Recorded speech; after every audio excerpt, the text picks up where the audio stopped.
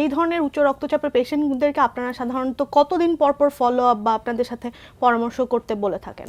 আচ্ছা, এখন আমরা যারা বাসায় রক্তচাপ মাপে তাদেরকে অনেক সময় দেখা যায় বাসায় সে 1 ঘন্টা 2 ঘন্টা পর পর রক্তচাপ মাপতেছে, এটার কোনো আসলে প্রয়োজন নেই।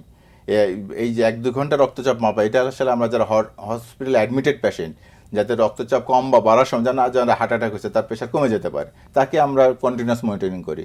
বা যেটা ম্যালিগন্যান্ট হাইপারটেনশন নিয়ে আসে 220-120 অনেক পেশেন্ট, তাদের প্রেশার কমাইতে হবে খুব দ্রুত, তাদেরকে আমরা মানে 1 ঘন্টা বা আধা ঘন্টা পর পরে তাদের আমরা মনিটরিং করি।